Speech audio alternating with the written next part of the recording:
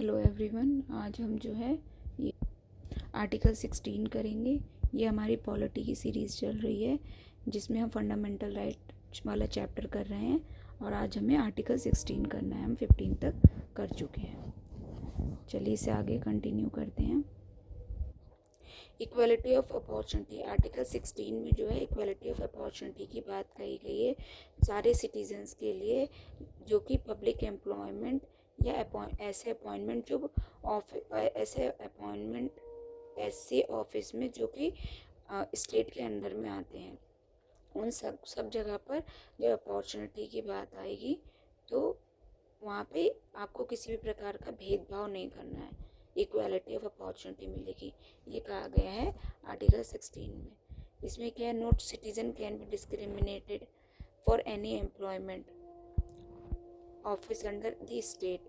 और ग्राउंड्स क्या है, religion, race, caste, sex, descent, place of birth और रेजिडेंट। मतलब स्टेट किसी भी प्रकार का कोई डिस्क्रिमिनेशन नहीं करेगी किसी के भी साथ फॉर एनी एम्प्लॉयमेंट और ऑफिस अंडर द स्टेट, इस बेसिस पे जो कि ये ग्राउंड्स दिए हुए हैं कि रिलीजन उसका फला फला रिलीजन है, या वो इस रेस को बिलोंग करता है या उस रेस को बिलोंग करता है, ठीक है, या इस डिसेंट का है या उस डिसेंट का है, तो इस बेसिस पे जो है भेदभाव नहीं कर सकते।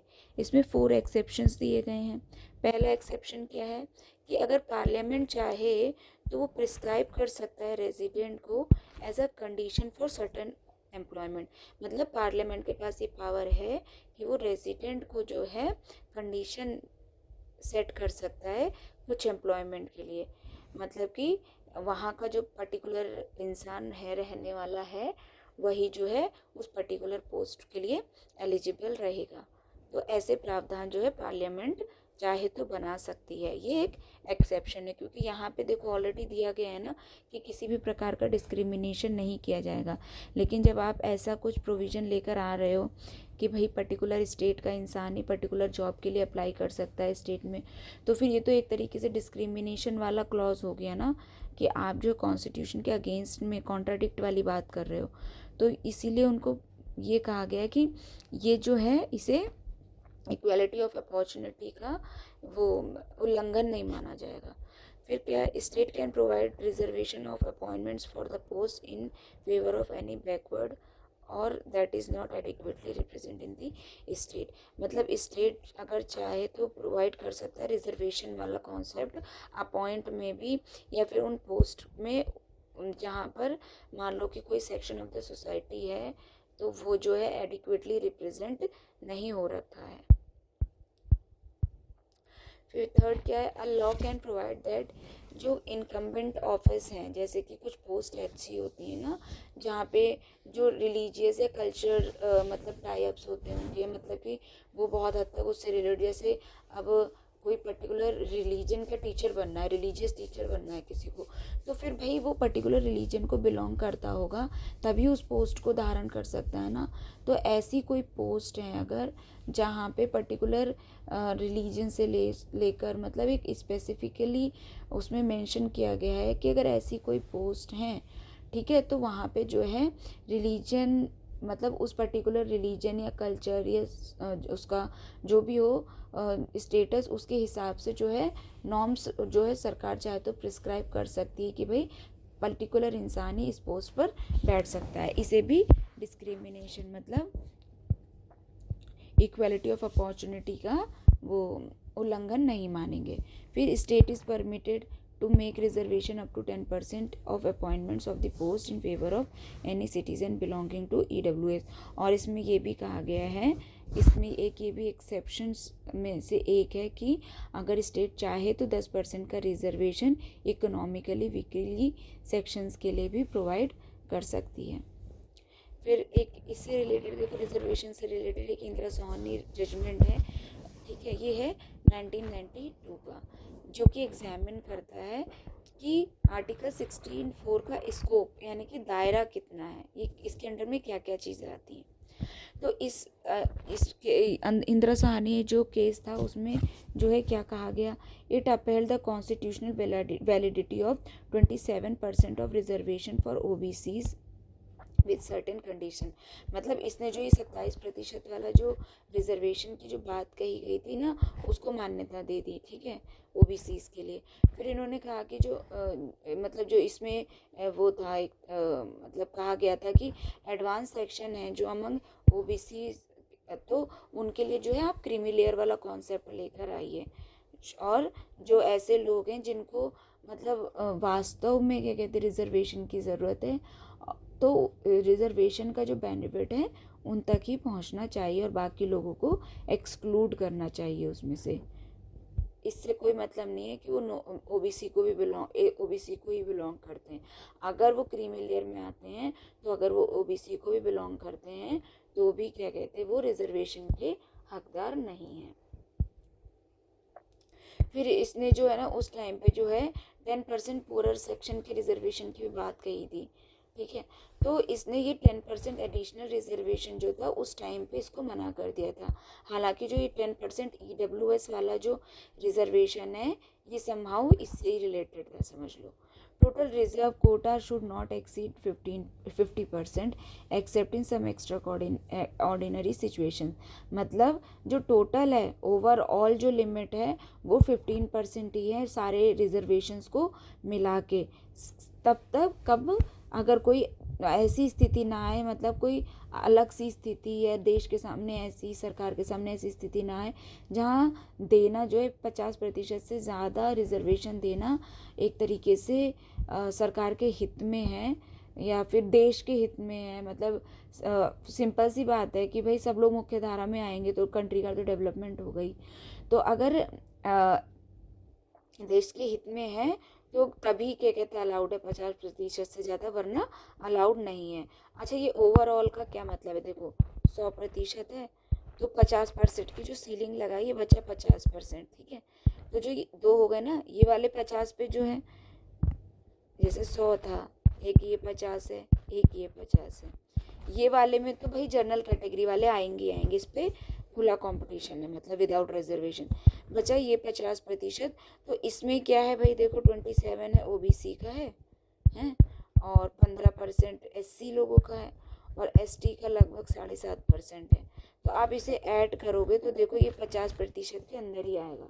तो यही कहा जा रहा है कि जो ये वाला सेक्शन आपको दिया गया है ना रिजर्वेशन, मतलब अगर 50-50 दोनों को बराबर भागो बांटो, तो इस पे तो आप रिजर्वेशन का ये वाला जो कास्ट को लेकर रिजर्वेशन है ये वाला कॉन्सेप्ट लगा ही नहीं सकते। लेकिन जो ये 50 है आपको इस दायरे में ही रहना है टोटल में, ठीक है। No reservation in promotion, reservation should be confined to initial appointments only. मतलब जैसे कि प्रमोशंस के जो प्रावधान आते हैं ना कि भैया डिपार्टमेंटल होते हैं कि फला आदमी का जो है प्रमोशन होगा, तो यहाँ पे ये कहा गया है कि जो प्रमोशन जब होने का टाइम आएगा भाई जिसको या फिर प्रमोशन मिलना है तो वहाँ पे रिजर्वेशन वाला कॉन्सेप्ट नहीं चलेगा। वहाँ पे तो सिंपल सी बात है जो कैपेबल है वो आगे बढ़ेगा, ठीक है। लेकिन ये जो रिजर्वेशन जो मतलब प्रमोशन में अलाउड नहीं है, और दूसरा ये कि रिजर्वेशन जो है should be continue to initial appointments only. मतलब जब आप पहली बार जॉब के लिए अप्लाई कर रहे हो तभी आपको रिजर्वेशन का बेनिफिट मिलेगा। लेकिन आप ये सोच रहे हो अगर कि भाई प्रमोशन में भी हमारा भाई 27% जो है कोटा फिक्स कर दो हैं और अगर उसमें से जो है सिर्फ यही लोग लड़ेंगे, तो ऐसा कुछ नहीं है। सिर्फ इनिशियल अपॉइंटमेंट्स में रिजर्वेशन वाला प्रावधान दिया गया है सरकार द्वारा। फिर क्या है, carry forward rule in case of backlog vacancies is valid still not violate the 50% rule. मतलब आप अगर जैसे किसी साल वैकेंसी निकली और उस साल जो है वो वैकेंसी फुलफिल नहीं हो पाई पूरी और थोड़ी वैकेंसीज बच गई, तो जब आप क्या कहते हैं नेक्स्ट ईयर या नेक्स्ट टाइम जो भी वैकेंसीज आएंगी तो वहाँ पे कैरी फॉरवर्ड वाला रूल लगाओगे। मतलब जो कि है उन वाली जो वैकेंसीज हैं उनको भी उसी में मतलब रिजर्वेशन वाला प्रावधान उन पर भी लागू होगा। लेकिन ये जो 50% वाला रूल है ये वायलेट नहीं होना चाहिए, इसका उल्लंघन नहीं होना चाहिए। फिर a permanent statutory body should be establish to examine exclusion inclusion purpose. और मतलब कि भैया आप ऐसी थोड़ी कि आपका आज मन किया रिजर्वेशन देने का तो भैया 7% दे दिया, 8% दे दिया, 20% दे दिया। तो ये जो है ये इसके लिए जो ये सिलेक्ट करेगी कि रिजर्वेशन किसको कितना मिलना चाहिए, इसके लिए आप जो है एक समय समय पर परमानेंट स्टैट्यूटरी बॉडी, मतलब नहीं समय समय नहीं, एक परमानेंट स्टैट्यूटरी बॉडी जो है इस्टेब्लिश की जाएगी ताकि ये वाला पर्पस जो है फुलफिल किया जा सके। फिर क्या है, 1953 में the first backward classes commission बना था, जो कि काका केलकर के अंडर में बना था। चेयरमैन जो थे इसके काका केलकर थे। फिर अंडर 79 जो है, अंडर 1979 जो कि आर्टिकल 340 में गिवन है क्या, कि सेकेंड बैकवर्ड क्लास कमीशन, ये इसे जो है सेकेंड बैकवर्ड क्लास कमीशन भी कहा जाता है। इसके जो चेयरमैन थे वो थे बीपी मंडल, और इन्होंने इनको मतलब किस लिए बनाया गया था, ताकि इन्वेस्टिगेट कर सकें कंडीशंस ऑफ द SEBCs, मतलब socially and educationally backward classes, measures for their development. About 52% of India's population is socially educationally backward. फिर measures क्या है for their advancement? About 52% of India's population is socially educationally backward, excluding SC और STs। मतलब इन्होंने ये बताया था कि जब इन्होंने ये पूरा जो बीपी मंडल कमीशन था, इन्होंने पूरी जांच की या मतलब पूरा देखा कि कौन है कौन नहीं है, तो इन्होंने पाया कि लगभग 52% जो है इंडिया की पॉपुलेशन वो सोशली और इकोनॉमिकली बैकवर्ड है, और इसमें भी जो है SC और ST को इंक्लूड नहीं किया गया है। फिर क्या कहा गया कि reservation of 27% government jobs for the OBCs, total reservation would be 50%, और इसी में जो है ये 27% वाला जो रिजर्वेशन वाली जो बात कही गई थी और ये जो 50% की सीलिंग लगाई गई थी वो बीपी मंडल केस में ही कमीशन द्वारा ही लगाई गई थी। फिर 1990 में क्या हुआ, बीपी सिंह गवर्नमेंट आई और उन्होंने जो है रिजर्वेशन जो है 27% का गवर्नमेंट जॉब में फॉर OBCs डिक्लेयर कर दिया। फिर 1991 में नरसिम्हा राव कमेटी आई और इन्होंने जो है 2 चेंजेस जो है इंट्रोड्यूस करे। पहला, preference to the poorer section among the OBCs in the 27% quota economic criteria. क्या हुआ, इन्होंने कहा भैया पुअरर सेक्शन को ही आप जो है बेनिफिट दोगे, प्रेफरेंस दोगे, ठीक है, अमंग द OBCs, और 27% वाला जो कोटा है वो वाली कोटे की जो मतलब कोटे के बारे में जो बात कही गई है वो भी आपको फुलफिल करनी पड़ेगी।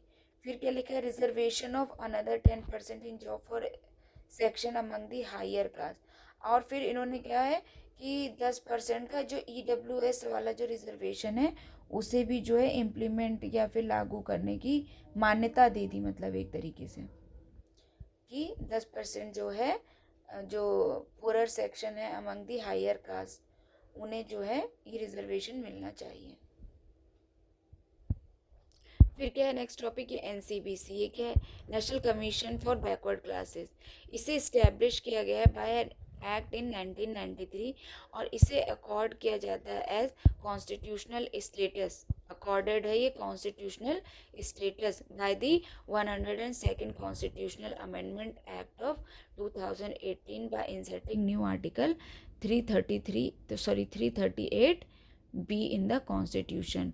मतलब जो नेशनल बैकवर्ड कमीशन है, क्लास कमीशन है, वो जो है इस्टेब्लिश हुआ था कब, 1993 के एक्ट से, और it was accorded constitutional status, इसको जो है कॉन्स्टिट्यूशनल स्टेटस भी मिला गया by the 102 constitutional amendment act by inserting a new article 333 be in the constitution. फिर नेक्स्ट क्या कहा गया है, जस्टिस रोहिणी कमीशन के बारे में बात कही गई है। इसे जो है 2017 में बनाया गया था under article 340 of the Indian constitution, और इसे टास्क दिया गया था इन्वेस्ट करने के लिए, इन्वेस्ट करो आप unequal distribution of reservation benefits among the OBCs, मतलब ये ताकि इन्वेस्टिगेट कर सके जो कि अनइक्वल डिस्ट्रीब्यूशन है रिजर्वेशन बेनिफिट्स का among OBCs। It's objective includes developing a scientific approach for सब categorisation.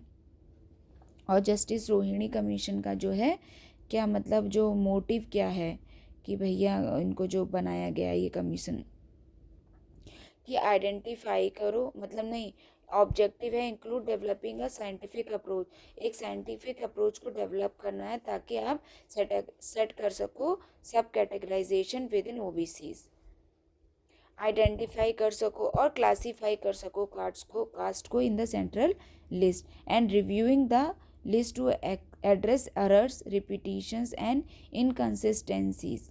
In 2020, it means mandate expanded to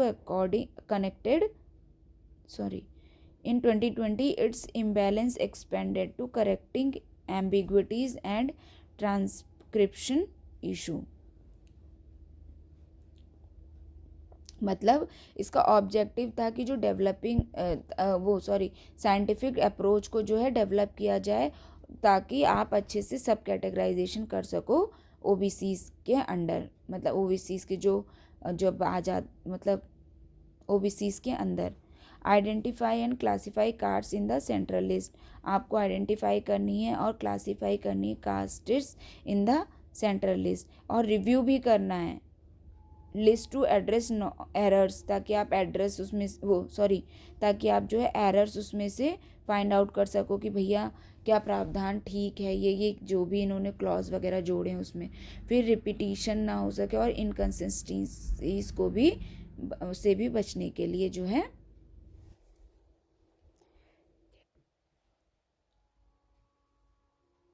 और 2020 में इसे मैंडेट कर दिया कि expanded to correcting ambiguities and transcription issues, मतलब कि इसे जो है एक्सपेंड कर दिया गया है ताकि करेक्ट कर सके जो एम्बिग्विटीज और